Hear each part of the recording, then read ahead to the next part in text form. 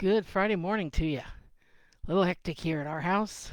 Barky dog, excited child, Friday morning, month end bookkeeping. It's a busy Friday at our house. But that's not what I'm here to talk to you about. Although, if you want to share me stories of your crazy Friday morning, I'm so open to it. We can swap adventures. So on Monday, I was talking about this flow, that looks better, of how you open a private practice and how there's a natural flow to it, just like there is with a great massage.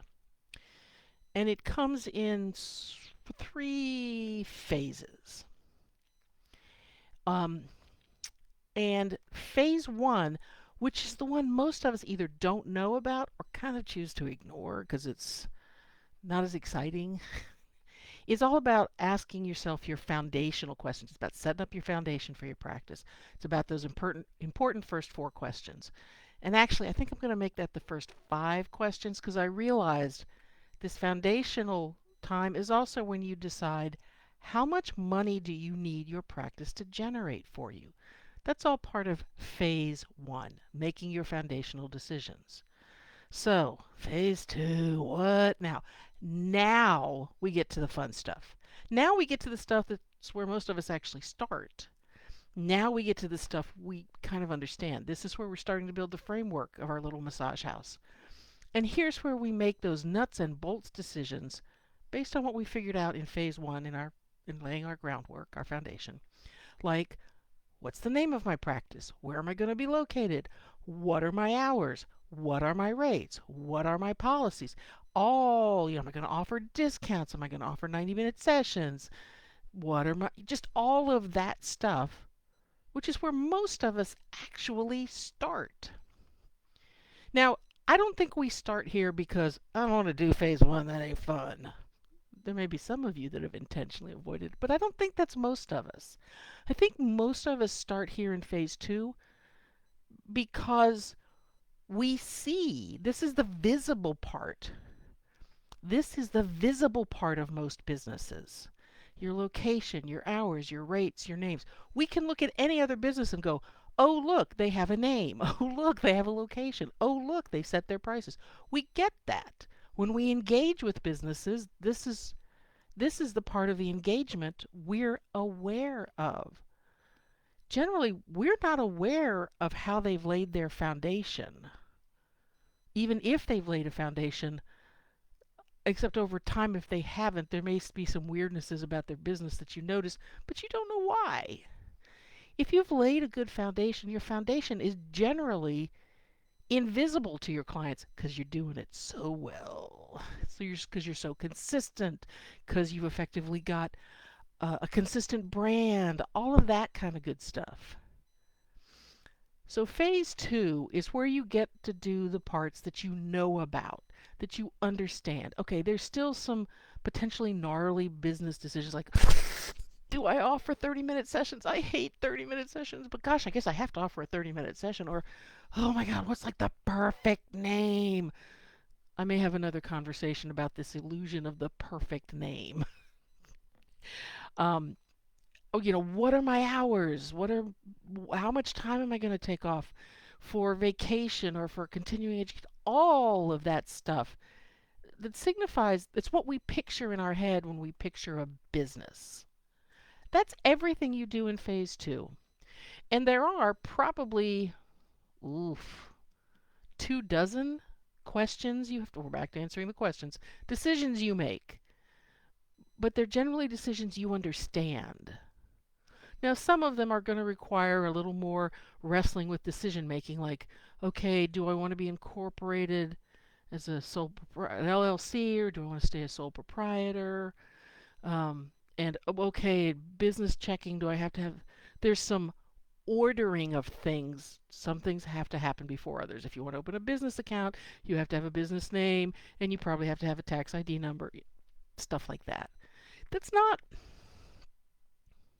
if that kind of makes your head spin, something, it's not that complicated.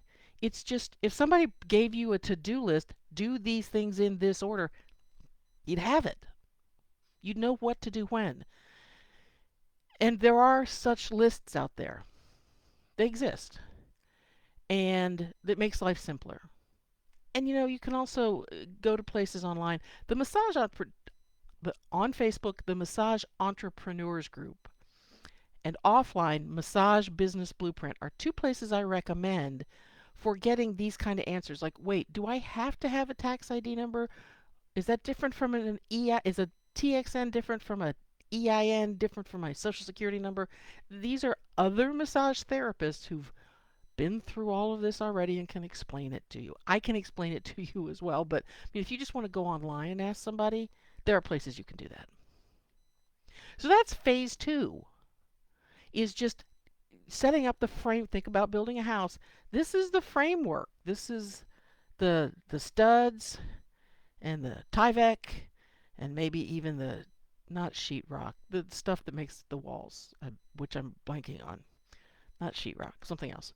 Anyways, it's the framework. You still got an empty house. And that's where we get into phase three, which is how do we start filling that house.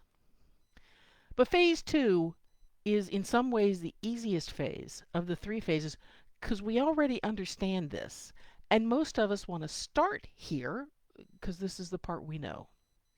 So, phase one, if you put some time and attention into it, will actually help you in phase two because certain decisions you have to make, questions you have to make, or questions you have to ask and answer will be easier to do because of some of the decisions you made in phase one. Now, as I'm talking through my two phases and my orderly checklist, that's because this is how my brain works. This is how I think of things. If you are a very go with the flow, wait for inspiration, and that works for you, then this idea of a flow and a phase and a building process, it just may not work for you. If you are somebody who is led by inspiration, spontaneity, I mean that's just, and you look back at your life and how you've tended to do things, then this may not naturally work for you. But for a lot of us, having some kind of structure to how you do this is helpful.